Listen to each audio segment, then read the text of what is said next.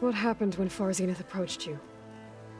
They painted an irresistible vision of humanity's future. One where we need not fear illness or death, where we explored the furthest reaches of the stars and thrived. It was only later that I realized that they only intended to bequeath this future to the rich and powerful. By the time I finally figured it out, the walls were closing in, Pharaoh's machines were devouring the Earth. So I accepted Far Zenith's invitation to a birth on the Odyssey. I wanted Liz to come, but she had nobler plans, as you well know.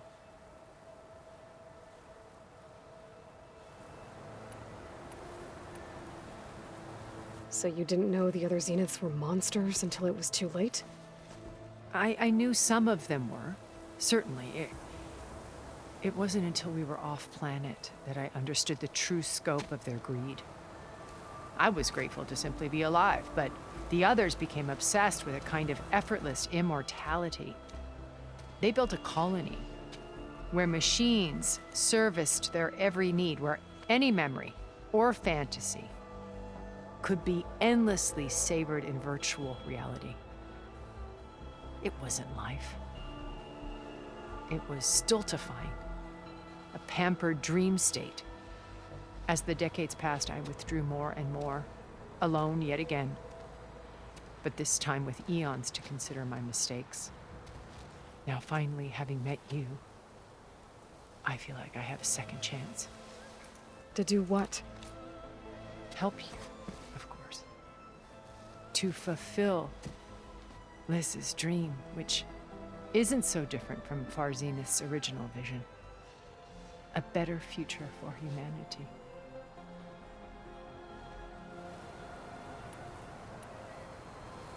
You said Beta is not in urgent danger, so what are the Zeniths doing to her?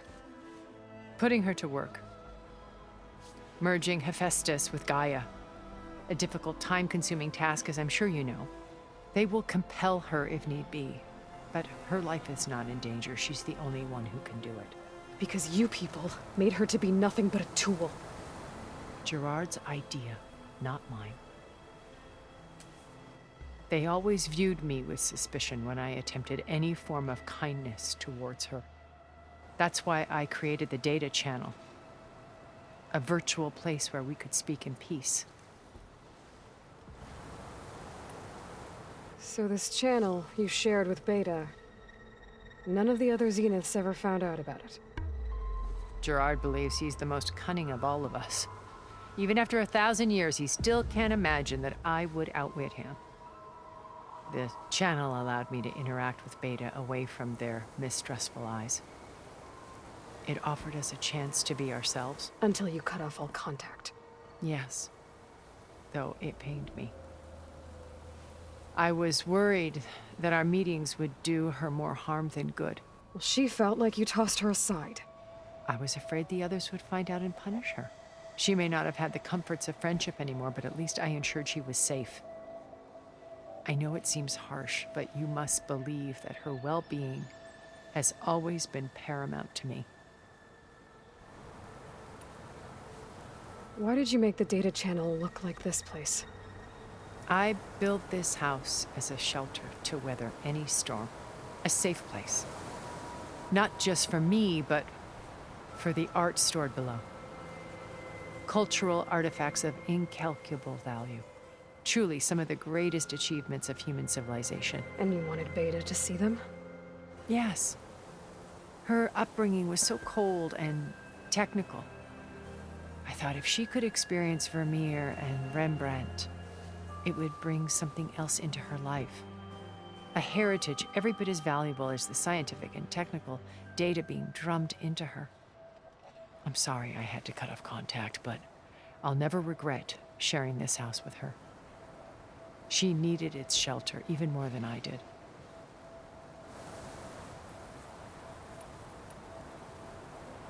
Beta told me your colony was destroyed. That you came back to Earth because you had nowhere else to go. It's true. After we reached our destination, a planet in the Sirius star system, we spent decades building a new home. The physical constraints of Earth, the boundaries of mortality, gone. To think of what we could have done with it. It might have been a utopia. Instead, we stagnated, absorbed in effortless comforts and virtual realities. It took a cataclysm to finally yank us out of our stupor. What happened? A massive geological event. We knew of instabilities in the planet core, but we underestimated them. By the time the collapse was upon us, it was too late to stop it. Only a few of us made it to the ship in time. We set course for Earth, the only safe harbor left to us. Which you decided to make unsafe for anyone else. Not me. Gerard. He believes it's better to wipe the canvas clean than work around the smudges. No more primitive tribes, no more combat machines, only a blank slate to do with as he pleases. But we will stop him. All we have to do is get into that base. What exactly is your plan to sneak into the Zenith base? We will make use of a lesson I learned from an early age. Always know your exits. In this case, a place where Gerard's new construction meets the ancient foundation, a passage that only I can access. When Silence flings his army at the base, we will enter through this back door, bypassing most of the fighting. The distraction will provide us with a window in which to rescue Beta and Gaia. Once we're inside the base, where will we find Beta and Gaia? Here in the command center. By then, Gaia will have been reunited with all of its subordinate functions, including Hephaestus. What about the alpha build of Apollo on your ship? A simple matter of recovery once the others have been dealt with. With that in hand, we'll have everything we need to make this world as it should be. How do you know about Silence's plan? He isn't the only one adept at spyware. You hacked his focus? No, he's too careful for that. But his subordinates? Not so much. He gave additional focuses to the tribals he branded the Sons of Prometheus. The ones working with Regalla. By tapping their focuses, I learned about most of his dealings. The distribution of override technology, the arming of Tanakh rebels, and the secret pact with Regalla to attack Gerard's base. But how did he come up with a weapon that can take down your shields? That's the one thing I haven't been able to figure out, but however he did it, I'm quite certain it will work. With it and the Tanakh army, victory seems to be within his grasp. Such a shame he'll be disappointed. Regalla's only interested in killing Hekarro and waging war on the Karja. What does she have to gain by attacking Zeniths? It's the price she must pay for her war. Without the ability to override machines, her little rebellion would have languished in the desert. So she trades with the Sons of Prometheus. Machines to help her overthrow Hekarro. In exchange for an assault on the base. Pride has deluded her into thinking she can actually survive such a battle. And all without ever knowing who the Sons of Prometheus really answer to. Yet for all of Silence's brilliance, still he underestimates you. That blind spot is what will allow us to take Beta and Gaia right out from under him. While hundreds of Tanakh are cut down outside.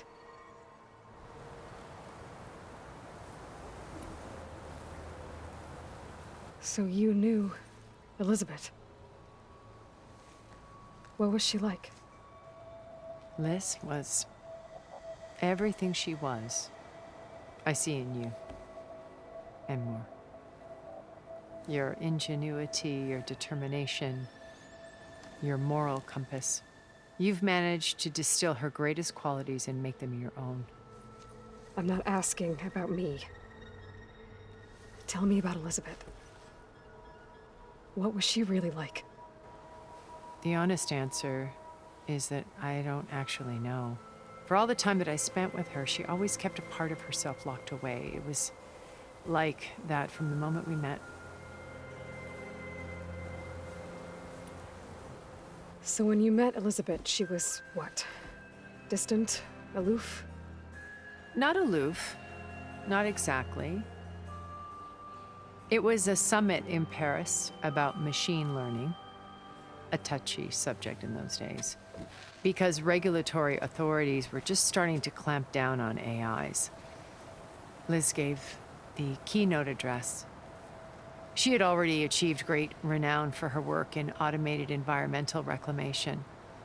But in her address, she was just starting to imagine the next step, an AI-driven system that wouldn't just act on its programming, but actually take responsibility for its sphere of influence. To care about life. Not just follow orders. Revolutionary stuff. I was fascinated. And I wanted to meet her for a long time. I watched her after her talk. She had spoken with such moral authority, such empathy. But after that, she retreated. I could tell she felt uncomfortable with all of her admirers. It was as if giving the talk had cost her something. I didn't want to be a pest, so I planned my approach carefully. So how did you finally approach Elizabeth after her talk? I picked the right moment. The morning of the next day, right as she came back to the conference, she had just had her coffee. She was fresh, rested. It was like she had braced herself for the onslaught of colleagues. I asked if I could walk with her, then put forth a question about her talk that I thought was intelligent. Her answer made me realize it wasn't, but she was very welcoming. Almost as if we were previously acquainted. It was only halfway through the conversation that I realized she knew exactly who I was. It was quite a shock to me. My business was trafficking in secrets, and I took great pains to protect my anonymity. So that was Liz, perpetually one step ahead. I came to view our meeting as a metaphor for our friendship. She always seemed to know me far better than I knew her. I guess I know the feeling.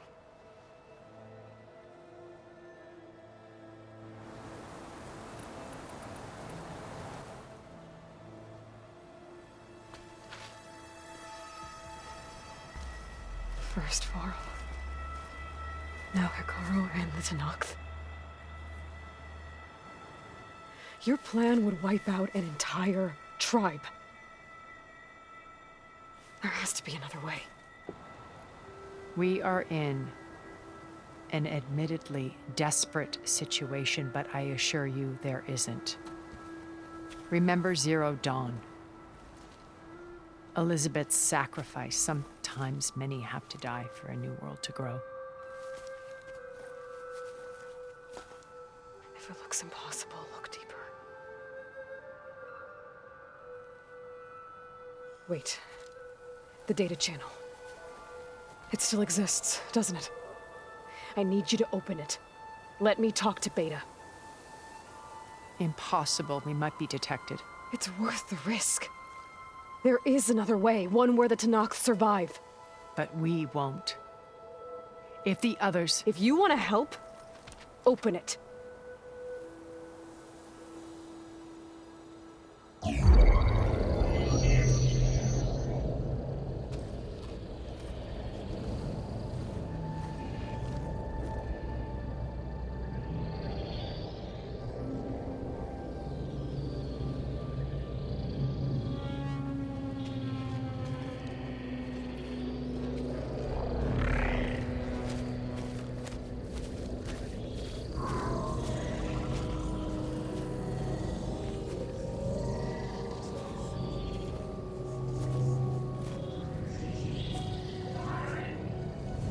What are they doing to her? Virtual reality dissociation. The manual merge of Hephaestus will take hours upon hours of tedious micromanagement. If she resists the work, they run simulations to induce feelings of isolation and despair. Beta, can you hear me? You're alive. They're watching me. I can't hold up this extra protection for long. You should have killed me. No. No, look at me. I'm coming for you. I promise. Okay? I just need you to hold out a little while longer and work on the merge.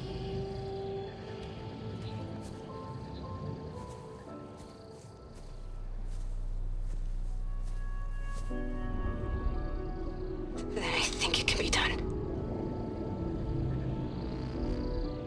I'll contact again when it's time. Can you hold on? As long as I know you're coming for me, I can endure anything.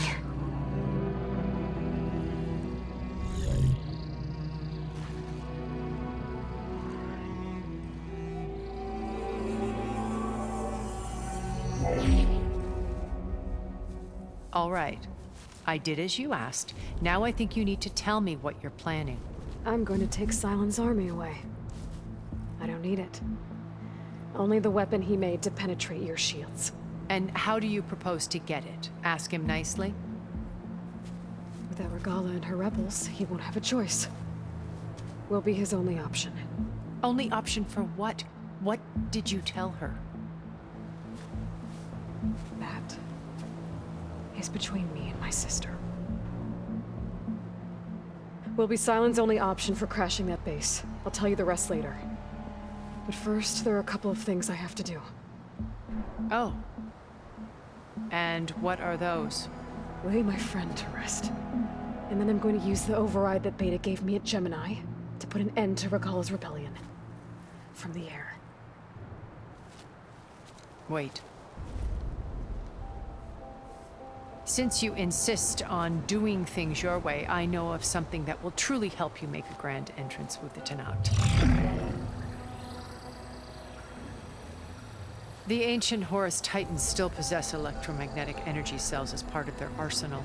Drop one of those on Regalla's army and they'll receive quite a surprise.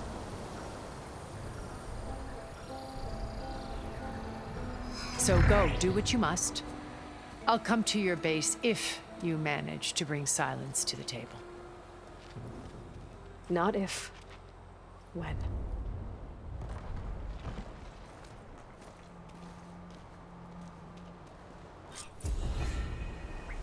Erend, are you there? Aloy! Aloy, is that really you? Yeah, it's me. Where's everyone else? We're all... we're back at base. What happened? It...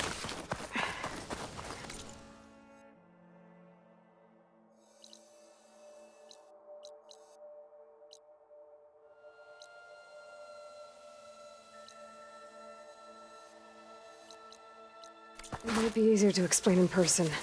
I'll try to join you there when I can. Okay. We'll wait here for you. It's good to hear your voice, Aloy.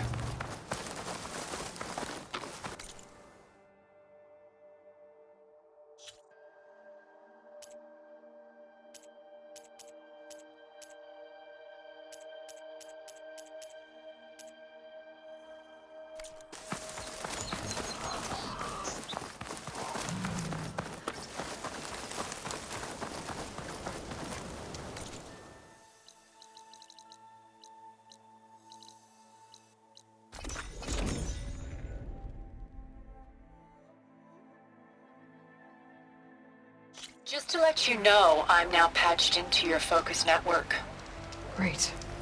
I take it the other Zeniths can't hear us? Of course not. And they don't know about your base either, in case you were wondering. I've sent you data on the Horus energy cells you can use against Regalla's forces. Reach out to me when you're ready to acquire one. Understood. Oh, the snow is dampening sounds.